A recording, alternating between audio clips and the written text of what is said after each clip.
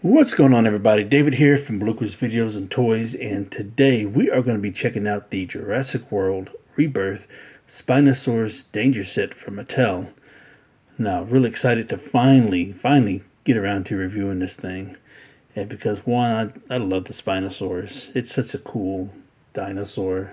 The way how it's evolved over the years, as far as the looks goes, it's just crazy to me. But hey, it's what makes it unique, you know. And to this day, at the time of this recording, we still don't know what that thing really looks like, even if we think that it might be scientifically accurate. You know, they're still trying to figure it out. And also because I like the fact that we got two human characters. It's because one, it's the fact that we've been kind of lacking human characters when it comes to films and the animated series that they've been putting out as of late. And we don't have a full team, or we don't get all the characters that we feel like we should have. You know, in the beginning, when Mattel took over to do this line, we got a bunch of them. But I understand that sometimes human characters don't always sell well. You know, it's understandable. But there are other ways you can include characters that were missing, you know. Even though I think the original film is pretty much the one that's pretty much complete, with the exception of maybe one, maybe two characters. But all the other stuff like JP3, The Lost World, Camp Cretaceous, you know, even the Jurassic World films were not even close to being complete when it comes to characters, and don't even know if whoever will be complete when it comes to characters.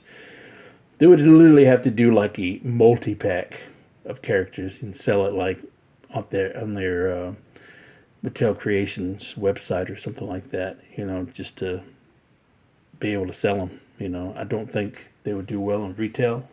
They might at first, but I think the restock would probably just sit. But that's just me. I mean, that's my thoughts. But I'm really happy to have the characters that we're getting, you know, even though I know they could do more with it. But anyways, let's go ahead and get started. Let's go ahead and take a look at this packaging first. So you got the window style packaging, which I really love. It's because it's just old school for me. I'm not too keen on the open style packaging, which I understand why they do it. But I prefer the window style. If I could have all my figures in window style packaging when I buy them, that'd be great. But I know that's not possible. But anywho's, so on the top left-hand corner, we got the winning attention logo right there. And we got this red striping here on this side, along with the black striping and a little bit of the gray striping right there. And then here we got the yellowish, orangish sunset with a little bit of trees. And then we got the little bit of that red right there. And we got the Jurassic World Rebirth logo here. And then along here, we got that black striping right there. And then Spinosaurus Danger Set, along with the different languages that pronounces it. And then we got that little bit of gray right there. And then here is that window that's kind of wet. Get that wet tone to it. So, and then you got a little bit of rain right there with the window. The mist, I guess you could say rain mist, because it looks like it's looking outside and get the little bit of grass right there. And then you got the Spinosaurus right there, then the Mattel logo right there, along with the rest of that black striping right there at the corner. And you have ages 4 and up, and that's me. And then, of course, you know, in the middle of the packaging, you got all its contents. You know, you got the Spinosaurus with the accessories and the human figurines. And then here at the top, you got the red top with the Jurassic World logo Rebirth right there. And then here at the bottom, you got all the copyright information and stuff, logos and things like that. And then here's the one-time assembly that shows you a picture of how you have to insert the tail. And then here is the Jurassic World Rebirth logo right there. And then here you got the Jurassic World Rebirth logo right there, you know, and it's a continuation of that red pattern, while on this side is that black pattern. And then here on the back of the packaging, you have the continuation of the red and black striping pattern, along with the gray and the window pattern with the rain mist, the dripping stuff. And then you got the Spinosaurus Danger Set at the top. And then here in the middle, you got the Spinosaurus along with the 2 human figures with the accessories. And it just basically tells you can store the weapons. And then it comes with the utility tool, which they're not going to legally say knife. They're just going to call it a utility tool, which they but I understand why. And then here, it just tells you what's all the contents that comes in this box set. So you basically got 2 figures, a dinosaur, a chest, and then you got a flare gun along with a utility tool and a gun. So, and then you got the Mattel logo right there. So that is it for the packaging. So let's go ahead and take some time to open this up, and then we'll take a closer look at the set. Alright, so we got the contents out, and then here at the bottom is where the tail is stashed. So just in case if you were wondering where the tail is at. But so here is the take out the plastic casing, and then here is the actual background. So that's really cool though. So I like how they incorporate the actual box into this background, because it looks like as you're looking out. And so it's basically a picture. There's the mountain, there's all the trees right there at the bottom, and here is all the trees there. You got the sunset background, so it looks really cool. So you could always save these for dioramas and stuff. You can always maneuver it and make it work. Because I think I pretty much save everything of these. When it comes to box sets and stuff, I save the cardboard inserts just because for that reason. So. Alright, so here's all the rest of the contents in the clamshell casing, excuse me. And so let's go ahead and take some time to go ahead and take these figures out. Alright, so we got all the contents out of the packaging, so let's go one by one. We're going to save the Spinosaurus last. We're going ahead and move that aside. And then we are going to take the humans aside. And then we're going to look at all the accessories first that it comes with. Alright, so first things first, here is the chest. So it's just basically a yellow plastic. It's got a lot of details and everything, so that's always a plus. So I like the fact that they included some details. And you can also open this thing up and place your accessories. It's pretty big, so you could pile a lot of accessories in there if you don't want to lose it.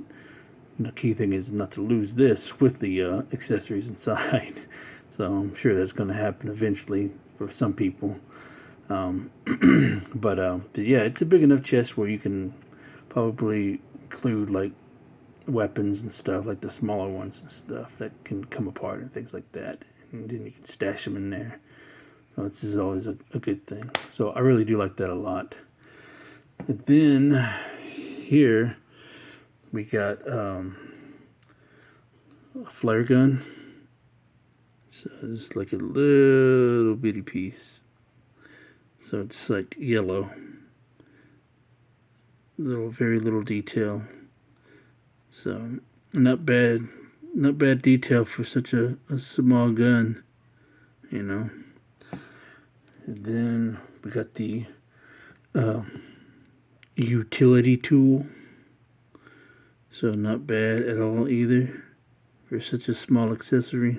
The handle detail and everything. So and then here is the gun. So I'm not going to try to pronounce what type of gun this is, and but mine is a little warped. so you can tell it's not straight. So it's like bent, you know. But let me. There you go. There we go. So it does come apart. You know, you can tell where the cut is. So pretty nice little detail. The yellow handle right there. That's I like that. You know, and then of course, you know, it does come apart at the top. So there's the handle part. So that way you can store this in that little crate. And then here is the second half of it with the scope.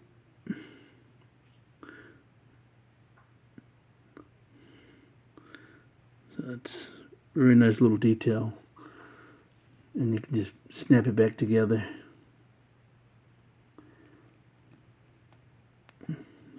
Those are the accessories. Alright, so next up we're going to do the human figures. So we're going to start with Mr. Henry Loomis, which is portrayed by Jonathan Bailey. So this is actually, the likeness is actually pretty decent, you know. It looks more like what's his name from the Jurassic World films. I can't remember his name, but it looks more like him than Jonathan Bailey, to be honest. So more a take of the Dominion version of him. I just can't remember his name. I'm drawing a blank right now. But yeah, he became the agent, you know, in the third film, because in the second film he was I can't even remember. I'm drawing a blank. But anyways, I'm spending too much time on that. But yeah, so this is supposed to be Henry Loomis. So the likeness is not all there. The beard's okay, you know. Oh, that side looks pretty good. That one's a little sloppy. That got patches right there. Got the glasses, the eyes, the eyebrows. The hair texturing's pretty good. It's not that bad. But it's got the blue shirt, you know, and got the belt right there. The pants, the boots are colorized brown. So detail right there. So it even has the watch on right there. So that's really cool. So yeah. So overall, it's a good figure, you know. And so as far as way of articulation, the head somewhat goes up and down, left and right. Waist articulation, shoulders out. It's a little stiff, you know. It's on the hinge. You can rotate, and then you got the single elbow, the hinge right there. So it's a little stiff, you know. And then you got the leg splits right there. Forwards, not backwards because of that cut right there. And then you got the hinge and swivel at the knee. So that's about it. So that is Henry Loomis. And then next up, we have Zora Bennett, which is portrayed by Scarlett Johansson. So this is a pretty good likeness. This is a lot better likeness than the Henry Loomis figure. So got the hat, the ponytail looks good, and then you also got the belt with the grenades all the way across, and then pants, the boots, and you got her watch there too as well. So this is overall, it's a pretty good figure. So you can even take this off, I believe, if you needed to, and stash it in that little container.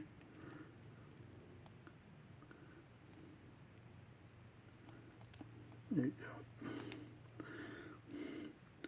But her articulation is pretty much the same as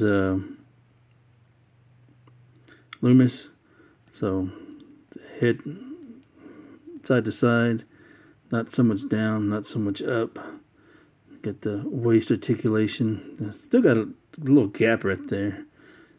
See, got a little gap right there. So I don't know what that's all about. I guess didn't see. I don't like that. Got that gap. That's not good.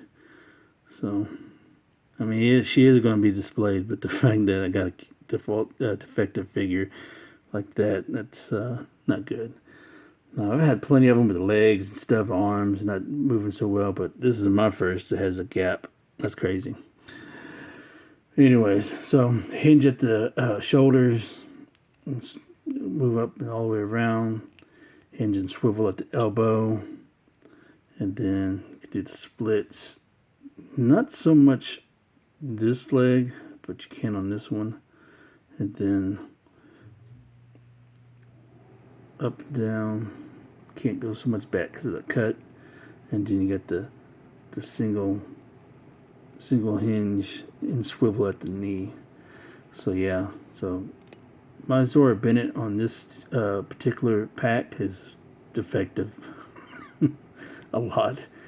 You know, the waist and the legs not being able to articulate much, go all the way out because it's stuck right there at the hinge. So this one's fine.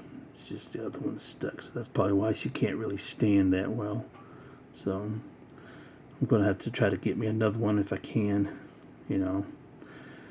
But anyways, overall, I like the figure. It's just mine's defective when it comes to certain things. But the look, you know, looks like her and everything for the most part. And so here is all the accessories that is stored in there with the in this crate. And you got plenty of room to add a few more. You know, I don't know if you'll be able to fill it all the way to the top without it being overcrowded, but you could add a few more stuff to it. Alright, so here are the human figures with the accessories in hand. So they look good, and you know, don't get me wrong, they just got some flaws to it, especially my, oh no, I just realized that Jonathan Bailey has a gap in his waist too. So I got two gappy figures in the waist.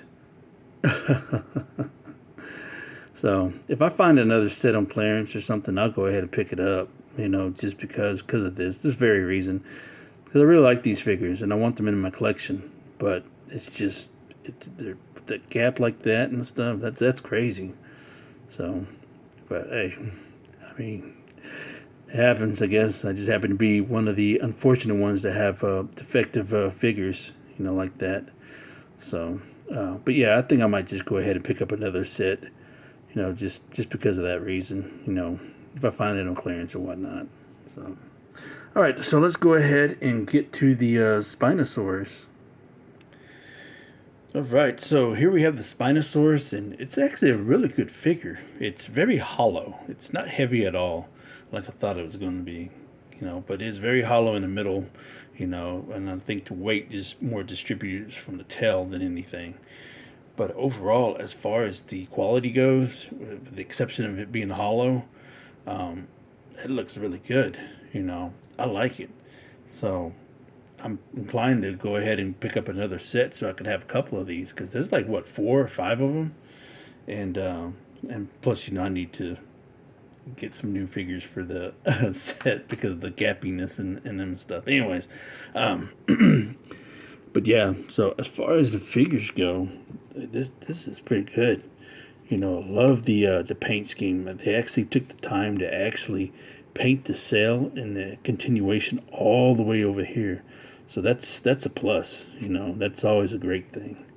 And it's so, I like the fact that it's got the airbrushing over on the neck and everything. So it's a shame they didn't get that coloration down at least a little bit further, or at least to the belly, across the belly. But the fact that we got tail paint all the way down, literally to the tip almost, is an amazing feat in itself.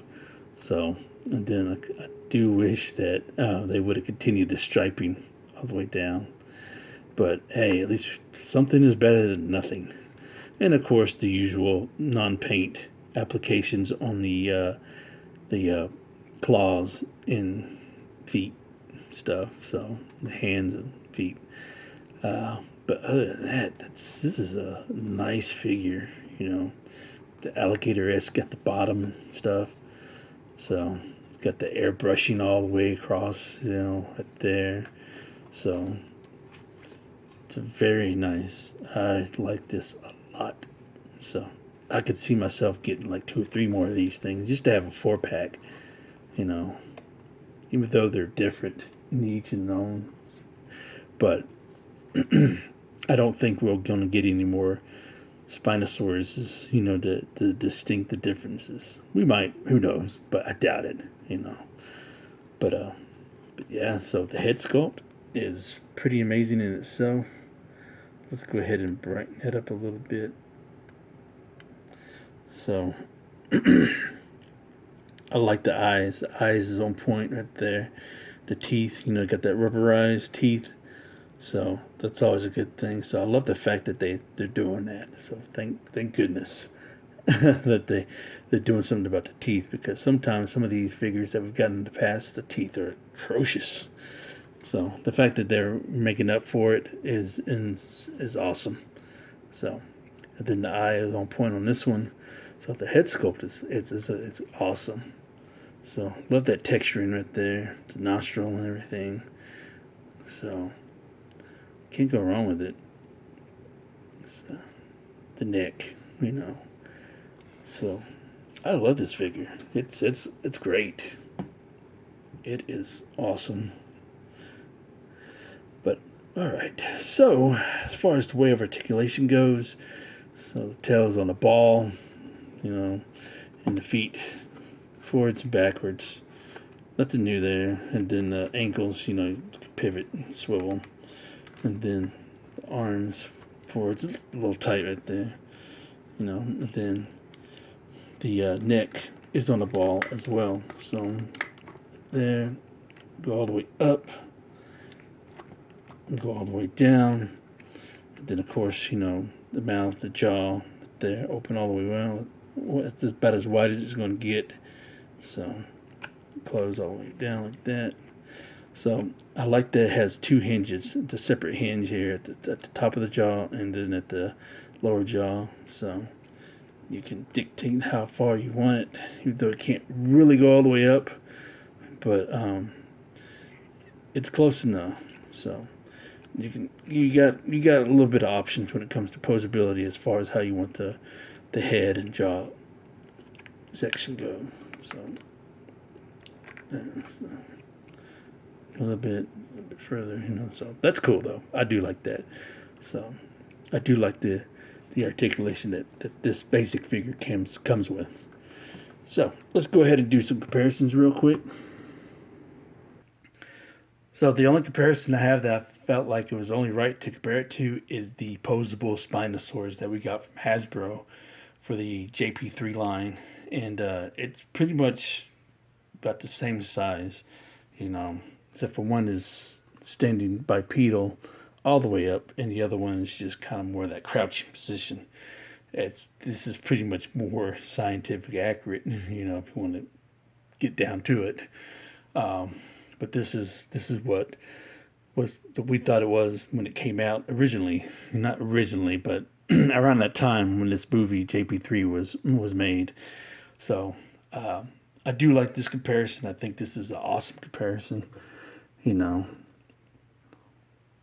they both are great figures. You know, I love it. It just goes to show you how far along these things came. So.